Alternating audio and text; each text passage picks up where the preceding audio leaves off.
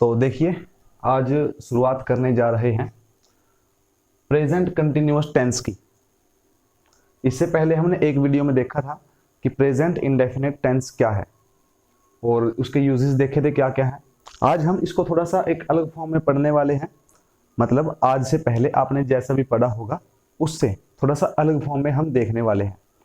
तो सबसे पहले तो वही बातें देखते हैं जो बेसिक होती हैं सारी की सारी। तो देखो, प्रेजेंट कंटिन्यूअस टेंस की हिंदी के अंदर क्या पहचान है, वो ये है कि वाक्य के अंत में रहा है, रही हूं, रहा हूं, ये शब्द आते हैं। ठीक। और यदि मैं प्रेजेंट इंडेफिनिट के सिंपल की बात करूं तो सिंपल सेंटेंस के अंदर क्या होगा, सब्जेक्ट सबसे पहले आएगा, उसके बाद आएगा इज, एम और आर में से कोई एक आएगा, फिर उसके बाद वर्ब की फर्स्ट फॉर्म आएगी, उसके साथ आईएनजी लगाया जाएगा और फिर अंत में ऑब्जेक्ट आ जाता है। ठीक। और उसके बाद यदि मैं बात करूं नेगेटिव सेंटेंस की, तो नेगेटिव में क्या होगा, सब्जेक्ट सबसे पहले, इज, एम और आर उसके बाद आएगा, मतलब इनमें से कोई एक चीज आएगी सब्जेक्ट के साथ, फिर आएगा नोट और फिर आएगी वर्ब की फर्स्ट फॉर्म, फिर आईएनजी और लास्ट में आ जाएगा ऑब्जेक्ट। उसके बाद यदि मैं बात करूं तो इंटेरोगेटिव सेंटेंस के अंदर क्या होगा, इंटेरोगेटिव सेंटेंस जब भी हो ना आपके सामने, तो आपने करना क्या है, सब्जेक्ट को पीछे ले जाना है और हेल्पिंग वर्ब को आगे ले जाना है। ठीक, उससे कन्वर्ट हो जाता है। तो इज, एम और आर इनमें से कोई एक आएगा, उसके बाद आएगा सब्जेक्ट, उसके बाद क्या आएगा वर्ब की फर्स्ट फॉर्म प्लस आईएनजी और उसके बाद ऑब्जेक्ट आ जाता है। फिर उसके बाद क्या है, उसके बाद यदि हम इन तीनों फॉर्मूलों को याद कर लें तो नेक्स्ट थिंग क्या आती है कि भाई ये देखना है कि किसके साथ इज आएगा, मतलब यदि सब्जेक्ट क्या हो, मतलब सिंगुलर हो, प्लूरल हो या फिर आई हो, तो सब्जेक्ट के साथ आई इज आएगा, एम आएगा या फिर आर आएगा। तो वो यहां पर लिखे हुए हैं सारी चीजें।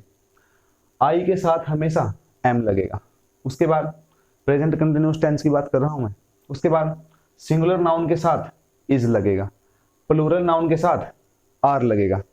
तो सिंगुलर नाउन की मैं बात करूं तो मैंने पहले ही बताया था इससे पिछली वीडियो में, अभी बता देता हूं। तो ही, शी, इट और any one name, any one name. ठीक, एनी वन नेम। और प्लूरल नाउन कौन से होते हैं, प्लूरल नाउन के अंदर यू, वी, दे, ठीक, और more than one name, more than one name, एक से ज्यादा नाम। ठीक। तो अब इसके एग्जाम्पल हैं कुछ, ये नीचे लिखे हुए हैं। पहला एग्जाम्पल में क्या कह रहा है कि मीना, आगे हमें ब्लैंक दिया हुआ है, उसके बाद ये वर्ब की फर्स्ट फॉर्म दे रखी है वो है वियर ए न्यू ड्रेस। तो हमने क्या देखना है, हमने यह देखना है कि देखो मीना आ गया इसके अंदर। ठीक है, प्रेजेंट कंटिन्यूअस टेंस की बात कर रहे हैं, मीना आ गया। मीना क्या है, एक सिंगल नेम है, मतलब एक वन नेम है सिर्फ। तो वन नेम यदि है तो हम जान जाएंगे कि ये तो सिंगुलर नाउन है और सिंगुलर नाउन के साथ तो इज लगेगा। ठीक, ये बात हमने पहले डिसाइड कर ली। उसके बाद आते हैं कि कहीं इसके अंदर नोट तो नहीं कहीं पर नहीं है, पीछे क्वेश्चन मार्क नहीं है, इसका मतलब ये सिंपल सेंटेंस है। सिंपल सेंटेंस का सीधा सा यूज क्या है कि सबसे पहले क्या आएगा, सब्जेक्ट, उसके बाद इज, एम या फिर आर में से कोई एक चीज आएगी। ये हमने डिसाइड कर लिया कि यहाँ पे क्या आएगा, इज आएगा। क्यों आएगा, क्योंकि मीना क्या है, सिर्फ एक नाम है, ये सिंगुलर नाउन है, तो इज मैंने डाल दिया यहाँ पे। ठीक, इज डाल दिया। उसके बाद वियर है, वियर क्या है, वर्ब की फर्स्ट फॉर्म है, इसके साथ आईएनजी लगाना है, तो सिंपल बस पीछे ऐड कर दो वियरिंग। तो क्या बन जाएगा टोटल हमारा, Meena is wearing a new dress. ठीक। उसके बाद नेक्स्ट है ही प्ले क्रिकेट। अब हमने देखा कि ही क्या है, ही तो एक सिंगुलर नाउन है, सिंगुलर नाउन के साथ इज आता है। यहाँ पे ना ही तो कहीं पूरे सेंटेंस के अंदर नोट है और ना ही इसके पीछे क्वेश्चन मार्क लगा हुआ। तो इसका मतलब कि ये होगा कि ये सिंपल सेंटेंस है। सिंपल सेंटेंस के लिए मैं बात करूं तो इज, एम, आर में से कोई एक चीज आएगी, तो हमने अभी डिसाइड किया था कि इज आएगा, तो ये लो इज लगा दिया। ठीक। उसके बाद प्ले है, प्ले के साथ वर्ब की फर्स्ट, प्ले क्या है, वर्ब की फर्स्ट फॉर्म है, उसके साथ क्या आएगा, आईएनजी। तो इसका हम बना देंगे क्या, प्लेइंग। तो ही इज प्लेइंग क्रिकेट। उसके बाद नेक्स्ट है I dash go to school. ठीक, तो प्रेजेंट इंडेफिनिट टेंस का यूज करना है, वही सिंपल है। तो आई के साथ क्या लगता है, हमेशा आई के साथ एम लगेगा, तो इसका मतलब यहाँ पे लिखेंगे हम एम। तो आई एम, गो का क्या बन जाएगा, गोइंग, क्योंकि आई एन जी लगाना है पीछे। तो I am going to school. ठीक, उसके बाद देखते हैं नेक्स्ट थिंग। नेक्स्ट थिंग के अंदर क्या है कि देखो, जब हम क्या करते हैं इंग्लिश ग्रामर के जब भी क्वेश्चन अटेम्प्ट करते हैं तो वहां पे हिंदी में ऐसा कुछ लिखा हुआ नहीं होता। अब कुछ सिचुएशंस ऐसी होती हैं, यदि हम को वो सिचुएशन सेंटेंस के अंदर मिल जाए पेपर में, तो हम क्या करेंगे, उस सिचुएशन को देखकर ये पता लगा लेंगे कि वो क्या है, एक प्रेजेंट कंटिन्यूअस टेंस है। ठीक, तो बढ़ते हैं उन सिचुएशन के अंदर वो क्या क्या कंडीशन है, तब तक के लिए आप इसे नोट कर लीजिए।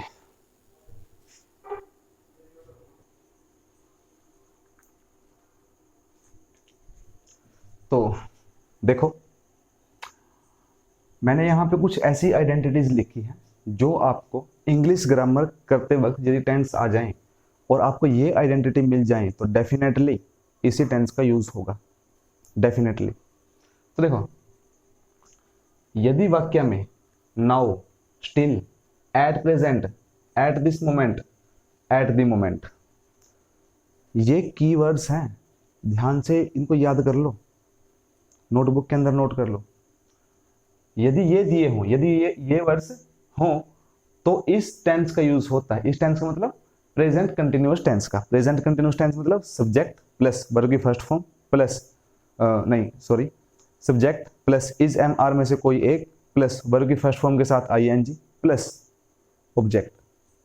उसके बाद नेक्स्ट क्या है, नेक्स्ट ये है कि यदि वाक्य में एक्सक्लेमेशन मार्क हो, एक्सक्लेमेशन मार्क मीन्स दिस, ठीक, ये यहाँ पे जो ये मार्क आया हो तो इस टेंस का प्रयोग किया जाता है। इस टेंस का मतलब कंटिन्यूअस, प्रेजेंट कंटिन्यूअस टेंस का। उसके बाद यदि दो सेंटेंस दिए हो, दो सेंटेंस अभी बताऊंगा मैं एग्जांपल के अंदर है, तो इनमें एक डू नॉट से या डोंट से शुरू होता हो तो दूसरे सेंटेंस में इस टेंस का यूज किया जाता है, इस टेंस का, यानी कि प्रेजेंट इंडेफिनिट टेंस का।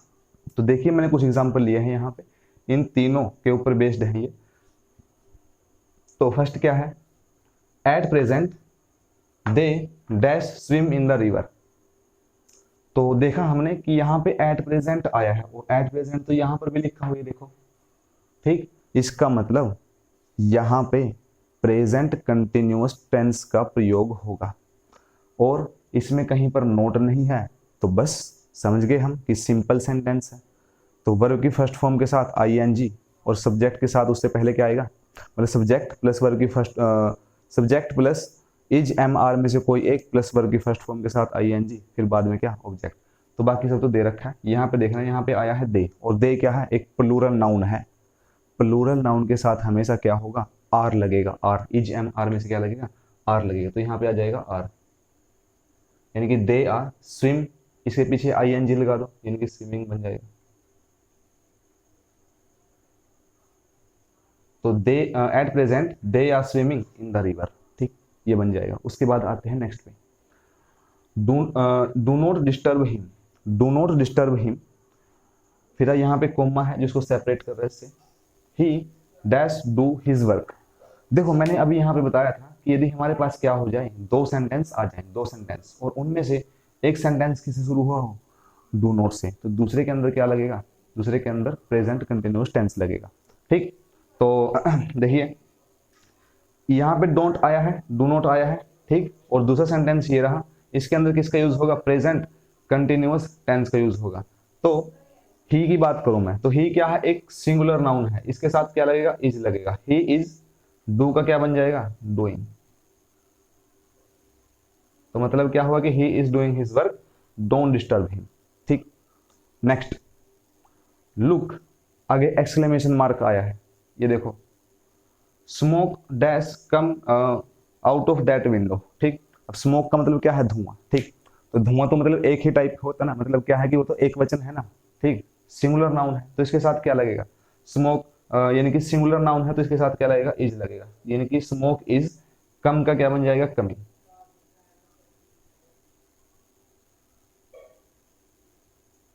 और एक छोटी सी बात मैं यहाँ पे बताना चाहूंगा आपको, तो यहाँ पे देखना एक बार, स्पेस है यहाँ पे, ठीक है, यहाँ पे थोड़ा सा ना, ठीक। तो यहाँ पे एक बात को समझना आप अच्छे से, यदि वर्ब की फर्स्ट फॉर्म कोई भी हो और उसके बाद में ई आ गया हो, जैसे फॉर एग्जांपल मैंने लिख दिया कम,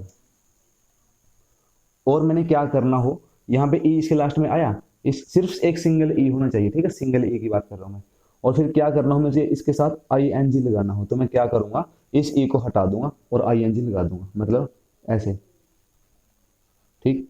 और दूसरी बात क्या है कि मान के चलो कि हमारे पास क्या हो, वर्ब की फर्स्ट फॉर्म जो है ना, उसका जो लास्ट एक प्रकार से अल्फाबेट होगा, जो लास्ट अल्फाबेट होगा ना, उसके साथ क्या करना है, हमने ये देखना है कि भाई वो कॉन्सोनेंट तो नहीं है। यदि वो कॉन्सोनेंट है और उससे पहले एक वोवल आया है, कुछ बच्चों को नहीं पता होगा कि वोवल कौन से होते हैं, तो बताता हूं पहले आपको, ए, ई, आई, ओ, यू, ये वोवल्स होते हैं। यदि किसी वर्ब की फॉर्म के अंत में, फर्स्ट फॉर्म की बात कर रहा हूं मैं, क्या हो, एक कॉन्सोनेंट हो और कॉन्सोनेंट से पहले एक वोवल हो, ठीक, तो वहां पे क्या सिचुएशन होगी वो देखते हैं।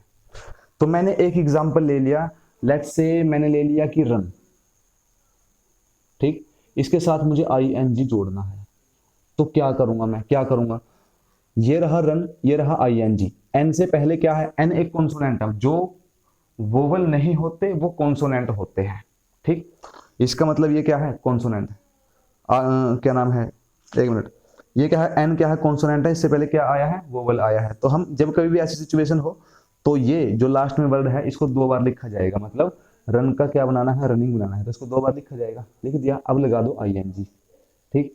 और सिमिलरली एक बात और कर सकते हो तुम, क्या, कि यदि मैं पुट लिखूं, पुट, इसके साथ आई एन जी लगाना है, तो यहां पर भी देख लो आप, पुट, दो टी कर दो और बस काम खत्म, ठीक है।